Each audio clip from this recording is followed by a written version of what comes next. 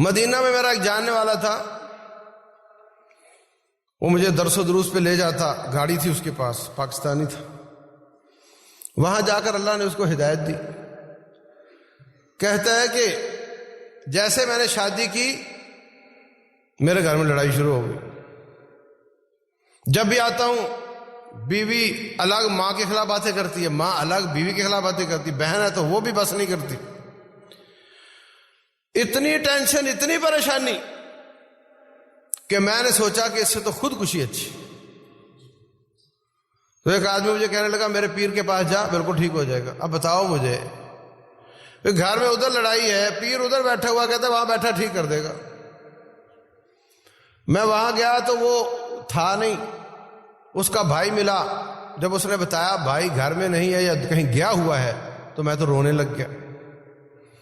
مجھے قابل ترس دیکھ کر اس نے کہا مجھے بتا، میں بھی تیرا کو حل نکالتا ہوں۔ میں نے بتایا، اس نے کہا میرا بھائی شیطان سے مدد مانگتا ہے، تو بھی مانگ لے، تیرے گھر میں صلح ہو جائے گی۔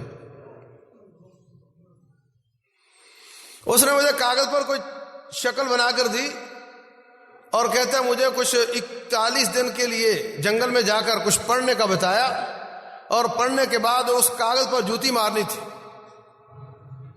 میں نے پوچھا وہ کیا بتایا تھا؟ اس نے کہتا مجھے بھول گیا، بس اتنا یاد ہے کہ ابلیس میرے گھر میں صلح کروا دے ورنہ تیری گھر والی کو طلاق۔ اب یہ جو اگلا جملہ ہے یہ کور سٹوری ہے، نہ اس کی بیوی نہ اس کو طلاق، اور ہو بھی تو دے گا۔ اصل کہانی کیا ہے؟ رب ذوالجلال کو چھوڑ کر شیطان سے مدد مانگ کر اپنا کام کروانے کی کوشش کرنا۔ جب اللہ سے ٹوٹ گیا، ابلیس سے جڑ گیا، 41 دن اس نے اللہ کو چھوڑ کر ابلیس کو پکارا، اس کو یقین ہو گیا کہ اب یہ بندہ رب کا نہیں میرا ہو گیا ہے، اس کے گھر کی شر ختم کر دیتا ہے۔ کہتا ہے چند دن گزرے تھے، اور یقیناً جو اس نے وہ کاغذ پہ چیز بنائی وہ بھی اللہ تعالیٰ کا کوئی نام ہی کوڈ ورڈ میں لکھا ہوگا تاکہ اس پر جوتیاں مروائے۔ یہ کام کرنے کے بعد کہتا میں نے 41 دن نہیں کیا، چند دن کیا، میرے گھر میں معانقے شروع ہو گئے، دعوتیں پکنے لگ گئیں جناب، ہر طرف خیر ہی خیر تھی اور کوئی پریشانی نہیں تھی۔ اس لیے میں کہتا ہوں جس کے گھر میں بھی پریشانی ہے سب سے پہلے اپنے گھر میں دم چلاؤ۔ آج کل تو موبائل پہ چل جاتا ہے، خود دم کرو۔ سب سے بڑی شیطان کی شر ہی ہے۔ حقیقت میں شیطان بہت کچھ کرتا ہے۔ ایک حدیث میں آتا ہے کہ وہ اپنے کارندے بھیجتا ہے، جاؤ برائیاں کرو، برائیاں کرواؤ۔ پھر وہ شام کو آ کر رپورٹ دیتے ہیں میں نے اس سے چوری کروا دی، میں نے اس سے بدکاری کروا دی، میں نے اس سے گالی دلوا دی، ان کی لڑائی کروا دی، وہ میں نے اس کو کفر کروا دیا۔ وہ سب کو شاباش کہتا ہے، لیکن سب سے زیادہ خوش اس وقت ہوتا ہے جب ایک آ کر کہتا ہے کہ میں نے میاں بیوی کے بیچ میں طلاق کروا دی، میں ان کے پیچھے پڑا رہا حتیٰ کہ ان کی طلاق ہو۔ میرا بہت بڑا مشاہدہ ہے کہ لوگوں کے گھروں میں لڑائیوں کا بڑا سبب شیطان ہے۔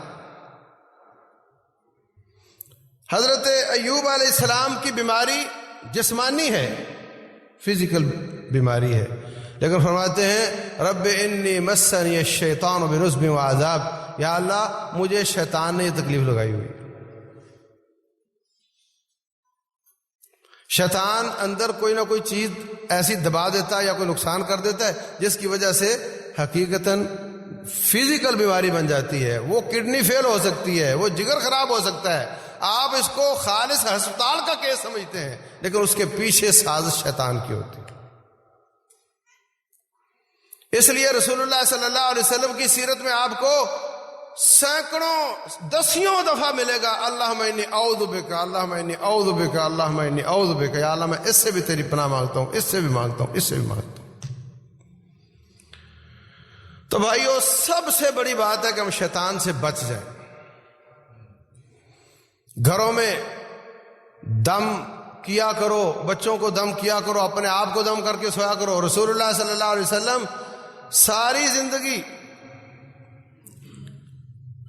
اپنے دونوں ہاتھوں میں آخری 3 کل پڑھ کے تتکار کر جسم پر پھیرتے، پھر 3 دفعہ سونے سے پہلے، اور اپنے نواسوں کو بھی دم کیا کرتے تھے۔ کیونکہ شیطان بہت بڑا دشمن ہے.